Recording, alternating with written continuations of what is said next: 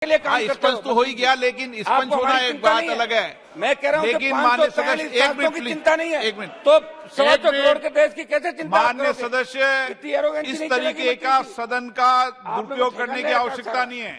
आप private bill है, खुद प्राइवेट संकल्प है, उस विषय पर अपने को इस तरीके का लगाना ठीक नहीं है बात करना। चलो मैं मेरी बात, एक मिनट साहब, नहीं ये तरीका नहीं है। वो राम मोहन नायडू, एक मिनट मेरी बात तो सुनो। मैं तो कह रहा हूं मंत्री जी से इतना कहलवा दो।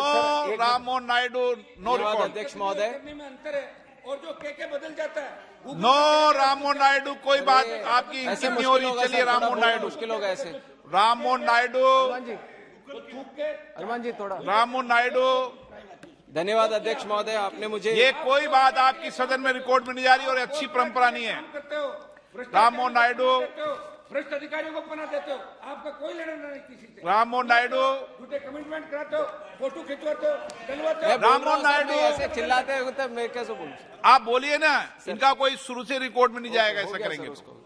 धन्यवाद अध्यक्ष। ये सदन है, सदन की गरिमा मर्यादा बना के रखो माननीय सदस्य, और प्राइवेट बिल है, इसमें जैसे भी गरिमा बना के रखना चाहिए। आपका कोई रिकॉर्ड नहीं रहा, चलो डिबेट करने से कोई फायदा नहीं। Ram Mohan Naidu, no debate. पीड़ा दर्ज करने के लिए सदन नहीं है, आरोप लगाने के लिए सदन नहीं है। सदन में आलोचना की जा सकती है, लेकिन प्राइवेट संकल्प में आलोचना का नहीं विषय। आप रचनात्मक बातों को कहो। Ram Mohan Naidu, no debate. कोई झूठ नहीं बोल सकता। राम मोहन नायडू, बोल रहा हूं। धन्यवाद अध्यक्ष महोदय, आपने मुझे नल्लाकोंडा रेड्डप्पा जी के द्वारा प्रस्तुत किया गया प्राइवेट मेंबर्स रेजोल्यूशन पे आपने मुझे बोलने का मौका दिया। सर, वैसे तो इन्होंने जो इस तरह से ये प्रस्ताव, ये रेजोल्यूशन को बनाया, उसमें तो रेलवेज के सारे चीजें इसमें बोल सकते हैं, पर समय को ध्यान में रखते हुए मैं सिर्फ आंध्र प्रदेश और ये जो साउथ कोस्ट रेलवे जोन है उसी में मैं सीमित रहूंगा। सर, सबसे पहले मैं धन्यवाद देना चाहूंगा कि बहुत सालों की जो मांग थी, बहुत सालों से जो आंदोलन चल रहा था आंध्र प्रदेश में एक नए जोन बनने का, उसको पूरी तरह से अनाउंस करने की जिम्मेदारी केंद्र सरकार ने लिया। उसके लिए हम बहुत बहुत धन्यवाद हमारे आंध्र प्रदेश की तरफ से, लोगों की तरफ से हम देना चाहेंगे। पर बाधा यहां पे उत्पन्न होती है कि ये अनाउंसमेंट 4 साल पहले हुई है। सर, फरवरी 2019 में ये अनाउंसमेंट ये साउथ कोस्ट रेलवे जोन की हुई थी, और अभी हम फरवरी 2023 में हैं। सर, 4 साल गुजर गए, अनाउंसमेंट होने के बाद आज तक वो ऑपरेशनल में नहीं आया। सर, ये जोन, एक भी बिल्डिंग वहां पे नहीं बना, और इसके बारे में क्या काम चल रहा है, क्या सर्वे चल रहा है, या क्या होगा, कब चलेगा, यहां से ये जोन कब से शुरू होगा, इसके बारे में भी, इसके संबंध में भी कोई जानकारी भी नहीं है। तो इसीलिए मैं केंद्र सरकार के ध्यान में फिर से लेके आना चाहूंगा कि जितना जल्दी हो सके, जो अनाउंसमेंट जिस तरह से उन्होंने चुनाव से पहले किया था, उसी को ध्यान में रखते हुए जल्दी से जल्दी उसको ऑपरेशन में भी लेके आए। ये मैं उनके ध्यान में, मंत्री जी भी यहाँ पे मौजूद हैं तो उनके ध्यान में मैं लेके आना चाहूंगा। सर, इसमें एक चीज है सर, जिस तरह से ये बजट का भी आवंटन ये जोन के उसमें किया जा रहा है, 2 साल पहले 10 लाख किया गया था सर बजट के जरिए, और इस बजट में हमें खुशी है कि 10 करोड़ का बजट राशि बढ़ाया गया है, 10 करोड़ इसमें लगाया गया है। पर अगर इसका भी इस्तेमाल नहीं करेंगे तो कोई फायदा नहीं है अभी इसका भी ये रखने का। तो हम चाहेंगे कि ये 10 करोड़ जो भी अभी इसमें डाला हुआ है उसका पूरी तरह से इस्तेमाल करके जल्दी से जल्दी ये जोन विशाखापट्टनम से शुरू करें।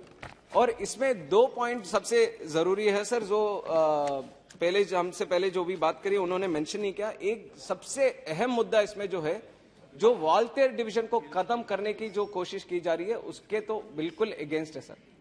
हम चाहते कि वॉलंटियर डिवीजन कंटिन्यू होना चाहिए। ये लगभग 1893 में शुरू हुआ था सर वॉलंटियर डिवीजन, ब्रिटिश के टाइम पे उन्होंने शुरू किया था। 125 साल हो गए 2018 में, उसके सेलिब्रेशंस भी हमने करी। बहुत ऐतिहासिक डिवीजन है सर, बहुत प्रॉफिटेबल डिवीजन। आज देश में भी आप देखेंगे तो टॉप 5 डिवीजन में जरूर ये वॉलंटियर डिवीजन आएगा सर। पर अचानक, जैसे आप सोचिए सर, एक पेड़ को हम पानी डाल रहे हैं उगने के लिए, और उसी पेड़ को दूसरी तरह से काटने लग जाए तो क्या संदेश जाएगा सर? उसी तरह से जो मांग थी ये साउथ कोस्ट रेलवे जोन की, एक तरह से उसको पूरा किया जा रहा है, और दूसरी तरह से जो वॉलंटियर डिवीजन इतना अहम डिवीजन था हमारे आंध्र प्रदेश के लिए, उसको खत्म किया जा रहा है। ये कैसा न्याय हुआ है सर? तो इसलिए हम एक बार फिर से बोलना चाहते हैं कि ये जो वॉल्टेयर डिवीजन है उसको कंटिन्यू करना चाहिए।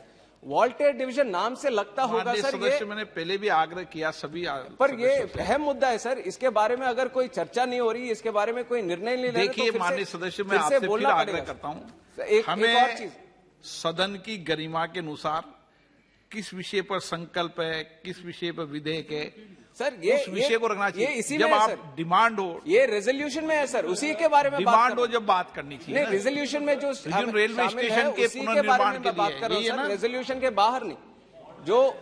जो साउथ कोस्ट रेलवे जोन है उसी में वॉल्टेयर डिवीजन है सर, उसके बारे में ही हम बोल रहे हैं। और ये वॉल्टेयर डिवीजन, ये नाम से लगता होगा, ये वॉल्टेयर कहीं अंग्रेजी उनका शब्द लगता होगा या अंग्रेजियों ने जो रखा वो लगता होगा, बट वॉल्टेयर जो शब्द है सर, ये तेलुगु शब्द है। ये वाल्तेरु करके था सर, एक टाइम पे विशाखापट्टनम का स्टेशन का नाम वाल्तेरु था।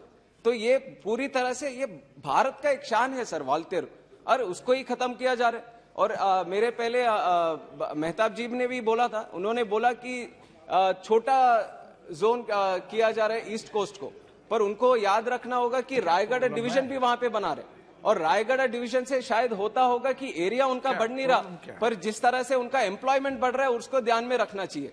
अब एक तरह से आप जब ये वॉल्टेयर डिवीजन को खत्म करेंगे, 20,000 से ज्यादा स्टाफ है सर ये वॉल्टेयर डिवीजन में, और इतने सारे डिविजनल पोस्ट होंगे वहां पे, वो सब तो गायब हो जाएंगे, खत्म हो जाएंगे। और रायगढ़ में एक नया डिवीजन बन रहे तो उनके लिए तो जरूर वहां पे ज्यादा पोस्ट रहेंगे, और हम उसके खिलाफ नहीं है।